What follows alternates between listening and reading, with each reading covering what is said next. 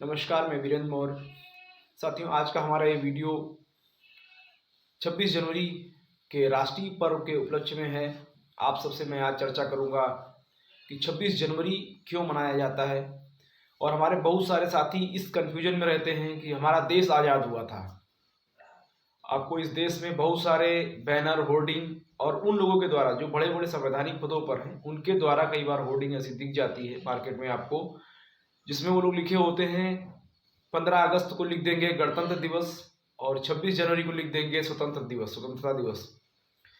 तो ये गणतंत्र क्या है और स्वतंत्रता क्या है, लोगों को अभी यही नहीं पता है। लोग ये जानते हैं कि 26 जनवरी आई है, चलिए हम जो है झंडे को फहरा देते हैं, ध्वज को, और राष्ट्रगान कर लेंगे, लोग मिठाई बांट लेंगे और एक दिन का छुट्टी मिल जाता है, घूम फिर लेंगे बस।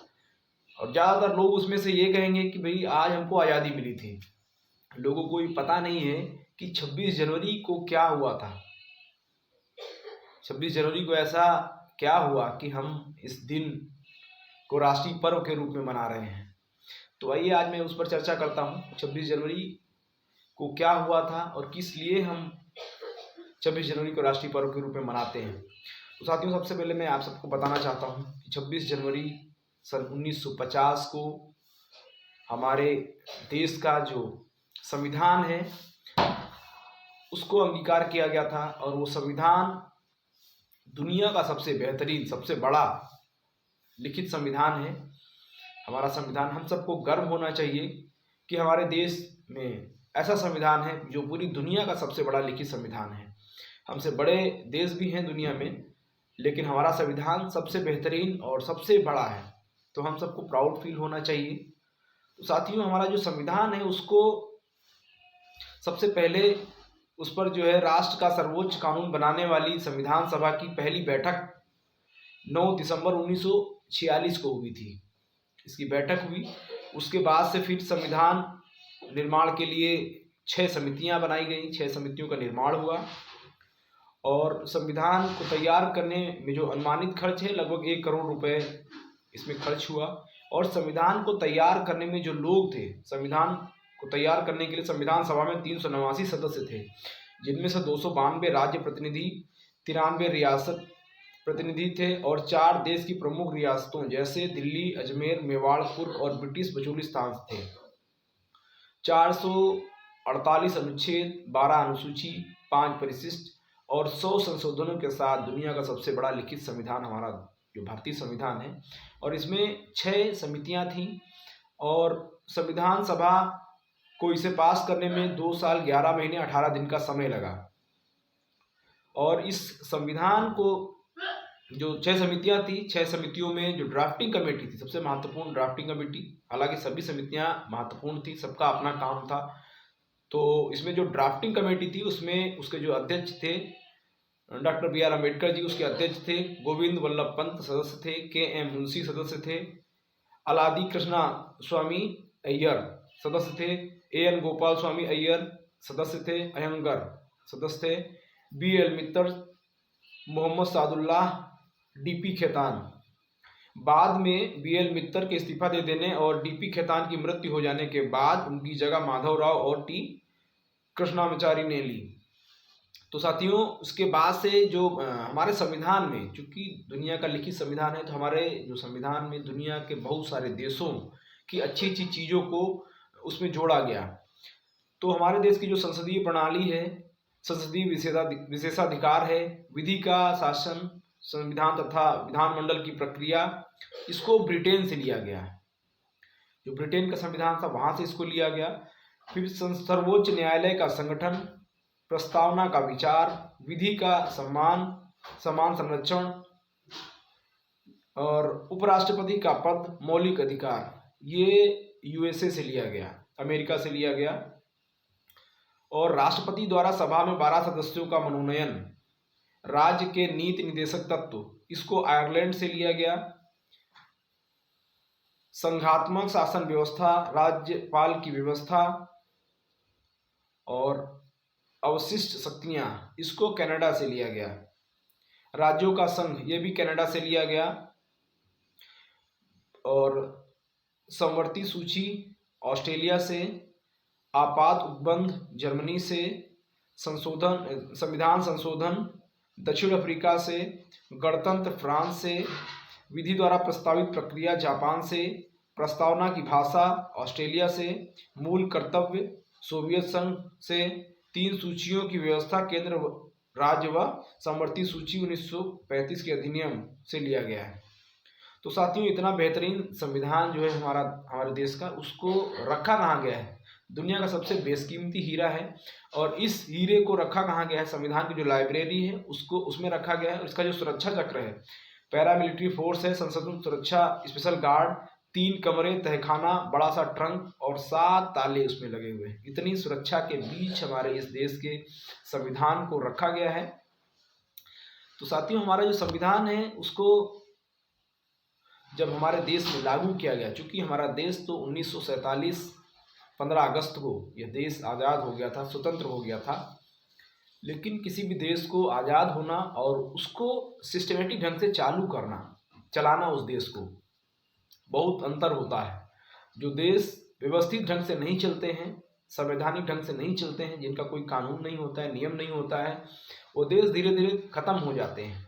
दुनिया में बहुत सारे ऐसे देश आपको दिख जाएंगे जिनमें संवैधानिक प्रक्रिया नहीं है ठीक से, और वो देश आज धीरे धीरे गृह युद्ध की तरफ बढ़ गए, धीरे धीरे उनका पतन हो रहा है। पश्चिमी देश बहुत सारे ऐसे हैं, अरब की खाड़ी में बहुत सारे ऐसे देश हैं, उसमें आप देख सकते हैं वो धीरे धीरे विलुप्त होने के कगार पे हैं। तो इसलिए किसी भी देश को चलाने के लिए, व्यवस्थित तरीके से चलाने के लिए संविधान की, अब बहुत सारे साथी हमारे सोचेंगे कि भाई संविधान जब 26 नवंबर 1949 को ही तैयार हो गया था, तो इसको 26 जनवरी को क्यों लागू किया गया? तो बहुत सारे प्रोसेस होते हैं, बहुत सारी प्रक्रियाएं होती हैं, वो सब पूरा करते करते करीब 2 महीने का समय लगा। 2 महीने बाद हमारा ये संविधान जब बिल्कुल तैयार हुआ, सबकी सहमति बनी और पूरे देश ने इसको स्वीकार करने के लिए पूरा देश तैयार हुआ, तो उस समय के जो तत्कालीन राष्ट्रपति थे, महामहिम डॉक्टर राजेंद्र प्रसाद जी, उन्होंने 21 तोपों की सलामी के साथ इस गणतंत्र के, लोकतंत्र के संविधान को पूरे देश को समर्पित किया, सौंपा। और उसके बाद से 1950 से यह संविधान 26 जनवरी 1950 को इस देश पर लागू हुआ। उसके बाद से अनवरत, अभी 2022 है, तो हमको लगभग 73 वर्ष हो रहे हैं और 73 वर्षों में हमारे देश ने क्या प्रगति की है। भाई, जब संविधान हमारे पास है, पूरा संवैधानिक तरीके से हम इस देश को चला रहे हैं, ऑपरेट कर रहे हैं, तो जिस गति से हमारे देश को विकास करना चाहिए, हमको यहाँ पर समीक्षा करने की ज़रूरत है कि हमारे देश के बाद जो देश आज़ाद हुए, आज वो कहाँ हैं, आज वो किस लेवल पे हैं और हम आज किस लेवल पे हैं। इस पर चर्चा करने की ज़रूरत है, इस पर मंथन करने की ज़रूरत है साथियों। जापान जैसा छोटा सा देश, जापान जैसा जो दुनिया का इतना छोटा देश है, और मैं समझता हूँ कि जापान जैसे देश में एक सुई बनाने के लिए लोहा भी वहाँ नहीं निकलता होगा, वो भी दूसरे देशों से जाता है। वो जापान जो आए दिन भूकंपों की मार झेलता है, जिसके पास खेती करने के लिए ज़मीन नहीं है, वहाँ मैं सुनता हूँ कि जो है लोग बोट पे, जो पानी के जो नाव होते हैं, बोट होते हैं, वहाँ पर लोग सब्जियाँ उगाते हैं मिट्टी डाल के उस पर। मतलब ऐसा देश आज इतनी प्रगति कर रहा है हर क्षेत्र में। और दूसरी तरफ हमारा देश जो है भारत, मैं भारत में रहता हूँ, भारत का नागरिक हूँ, इसलिए मैं अपने देश की बुराई नहीं कर रहा हूँ, लेकिन अपने देश की जो वास्तविक स्थिति है उसको इस देशवासियों के सामने मैं प्रस्तुत कर रहा हूँ कि इस देश में इतने वर्ष बाद आज शिक्षा की स्थिति क्या है, हमको शिक्षा के क्षेत्र में कहाँ होना चाहिए और आज हम किस पायदान पर हैं। जब हम देखते हैं दुनिया के टॉप 200 यूनिवर्सिटी, उसमें भारत का कहीं नाम निशान नहीं है। यह वही देश है जो कभी विश्वगुरु कहलाता था, जहाँ नालंदा, तक्षशिला, विक्रमशिला जैसी 22 यूनिवर्सिटियाँ, 24 यूनिवर्सिटियाँ होती थीं सम्राट अशोक महान के समय, और ये देश पूरी दुनिया का प्रतिनिधित्व करता था, इसको विश्वगुरु कहा जाता था। आज उस देश में 73 वर्ष हो गए हैं हमारे संविधान को लागू हुए, और हम 75वां आज़ादी का अमृत 75वां वर्ष मना रहे हैं, और 75 वर्ष हो रहे हैं आज़ाद हुए आपको, और आप दुनिया की टॉप 200 यूनिवर्सिटी में आपका नाम नहीं है, इससे बड़ी शर्मिंदगी की बात और क्या होगी। कि हमारे देश में जिन लोगों ने अब तक शासन किया, उन्होंने शिक्षा के क्षेत्र में क्या किया। अगर आप शिक्षा के क्षेत्र में काम करते तो मैं समझता हूँ पूरी दुनिया के लोग फिर भारत की तरफ आते, क्योंकि हम विश्वगुरु थे तो विश्वगुरु जैसे हम दिखते। लेकिन शिक्षा के क्षेत्र में कुछ नहीं हुआ या उतना काम नहीं हुआ जितना होना चाहिए, इसलिए आज हम वहाँ पर नहीं खड़े हैं जहाँ पर हमें होना चाहिए। 75 वर्षों में अब तक तो इस देश में ऐसा माहौल बनता कि इस देश में पूरी दुनिया के लोग आते और फिर से वही विश्वगुरु वाली जो प्रणाली है भारत में होती और पूरी दुनिया हमको नमन करती। तो हमको शिक्षा के क्षेत्र में काम करने की जरूरत है। शिक्षा के क्षेत्र में जो चीज़ें हैं उसको बेहतर करने की जरूरत है, दुरुस्त करने की जरूरत है। और स्वास्थ्य की मैं बात करूं तो यह देश सम्राट अशोक महान के समय, सम्राट अशोक के जब हम शिलालेखों को पढ़ेंगे तो वो सड़क के दोनों तरफ किनारे छायादार वृक्ष लगवाते हैं और उसमें दोनों तरफ किनारे औषधियों को रोपित करवाते हैं। भारत में नहीं, वो विदेशों में, मतलब यहाँ से लेकर अफ्रीका तक वो औषधियों को रोपित करवाते हैं। सोचिए कितनी दूरदर्शी सोच थी उनकी कि अफ्रीका तक वो औषधियों को रोपित करवा रहे हैं, जहाँ पे नहीं है वहाँ पे औषधियों को भिजवा रहे हैं। और मनुष्यों के लिए नहीं, पशुओं के लिए चिकित्सालयों की व्यवस्था किए वो। और आज स्थिति ये है कि अक्सर आपको देखने को मिल जाएगा कि कई बार एम्बुलेंस के अभाव में, मतलब हमको अभी एम्बुलेंस नहीं मिल रही, एम्बुलेंस के अभाव में बहुत बार ऐसा हुआ है। न्यूज़ चैनलों के माध्यम से, अखबारों के माध्यम से जानकारी मिलती है कि लोगों की रोड पे डिलीवरी हो गई। बहुत सारे लोग एम्बुलेंस के अभाव में रोड पे दम तोड़ देते हैं। और साथियों, एक सबसे शर्मनाक बात है कि उड़ीसा में अभी 3-4 साल पहले की घटना है। एक व्यक्ति को एम्बुलेंस नहीं मिली और उसकी पत्नी की डेथ हो गई थी और अपनी पत्नी के शव को अपने कंधे पर रख करके वो 6-7 किलोमीटर पैदल आया। एक दूसरी घटना कि एक व्यक्ति को एम्बुलेंस नहीं मिलती है, वो अपनी पत्नी के शव को साइकिल पे ऐसे रख के लेके आता है।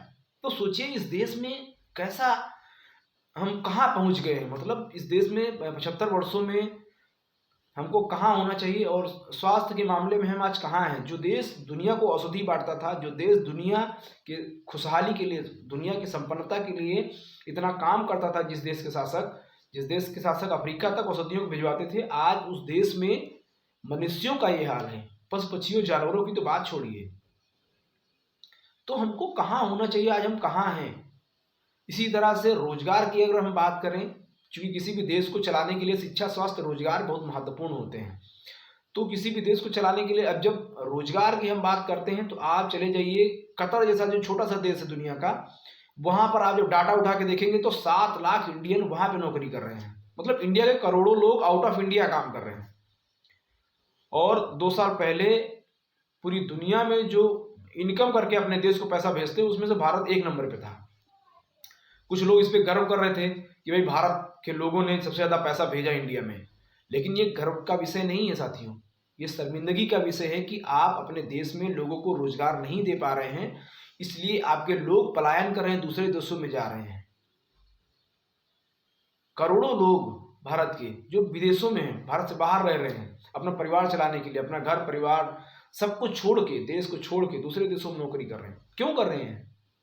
क्योंकि आप उनको रोजगार नहीं दे पा रहे हैं। अगर 10,000 की नौकरी अगर व्यक्ति को यहाँ मिलेगी तो 20,000 रुपये कमाने के लिए, 18,000 कमाने के लिए वो अपना घर परिवार छोड़ के नहीं जाएगा। लेकिन वास्तविकता ये है कि आप यहाँ उसको 10,000 की नौकरी भी नहीं दे पा रहे हैं।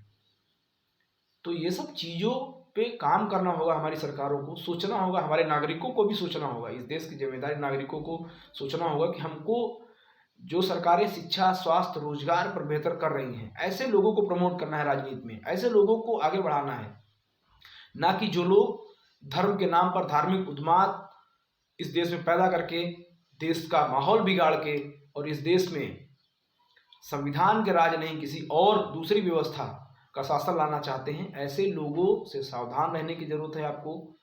और इस देश में जो लोग संविधान के लिए काम कर रहे हैं, सिस्टमेटिक ढंग से काम करना चाह रहे हैं, वैसे लोगों का समर्थन आपको करना है। जो लोग राष्ट्रीय ध्वज तिरंगे में अशोक चक्रों को हटा दे रहे हैं, किसी और को वह बैठा दे रहे हैं तिरंगे में, ऐसे लोगों को, ऐसे संगठनों को, ऐसी पार्टियों का आपको बहिष्कार करना है, विरोध करना है। आप इस देश के नागरिक हैं, आपका जिम्मेदारी है, आपकी भी जिम्मेदारी है, क्योंकि आप एक भारतीय नागरिक हैं। आपकी जिम्मेदारी, अगर आप कहीं जा रहे हैं और रोड के किनारे अगर तिरंगा झंडा अगर ठीक से नहीं लगा है, अगर उल्टा लगा है ध्वज, अगर उसमें चक्र नहीं दिखाई दे रहा है आपको, अगर उस झंडे अगर वो झंडा झुका हुआ लगा हुआ है, अगर वो झंडा टेढ़ा लगा हुआ है, फटा लगा हुआ है, आप जाइए, आप उसके मालिक से बात करिए, जो दुकान का मालिक है, जो घर का मालिक है, उससे बात करिए, उसको बताइए कि भाई तिरंगा जो है किस तरह से लगाया जाता है, इसका सम्मान कैसे करना है, उसको समझाइए, क्योंकि आप भी एक भारतीय नागरिक हैं। अब भारतीय लोगों को देखिए, आप मैं देखता हूँ अक्सर लोग रोड से जा रहे हैं, रोड के किनारे मंदिर बना हुआ है, मस्जिद बनी हुई है, लोग बहुत श्रद्धा के साथ अपना सर झुकाते हैं ऐसे। लेकिन अगर कहीं राष्ट्रीय ध्वज लगा हुआ है, अगर कहीं राष्ट्रीय प्रतीक अशोक स्तंभ लगा हुआ है, तो लोग उनके सामने अपना सर नहीं झुकाते हैं, क्योंकि लोगों को जानकारी नहीं, उनको लगता है ये सरकार की संपत्ति है। अरे भाई, सरकार की नहीं है, ये पूरे भारत की है और हम भारतीय नागरिक हैं। हम सबका दायित्व बनता है कि हम सब उसकी रिस्पेक्ट करें।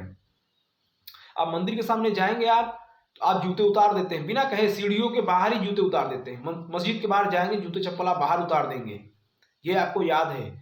लेकिन बहुत सारे नेता हमारे ऐसे हैं जो संवैधानिक पदों पर हैं, वो झंडारोहण करते समय जूते नहीं उतारते हैं, जूते उतारना भूल जाते हैं। कैसे राष्ट्रभक्त हो आप, कैसे भारतीय हो? आपको पता नहीं है कि राष्ट्रीय ध्वज के सम्मान में आपको जूते चप्पल उतार देना है। तो आप धार्मिक पहले हो कि पहले भारतीय हो, इस बात को आपको देखना है। आप धार्मिक रहिए, अपने घरों में रहिए, लेकिन आप जब घर के बाहर निकलें, जब आप इस देश में निकलें, सड़कों पे निकलें, तो आप पहले भारतीय होना चाहिए आपके लिए, क्योंकि यह भारत सबसे पहले है, उसके बाद हम कुछ हैं। हम हिंदू होंगे, मुसलमान होंगे, कोई भी धर्म के होंगे, बाद में हैं हम सबसे पहले इंडियन हैं, हम भारतीय हैं।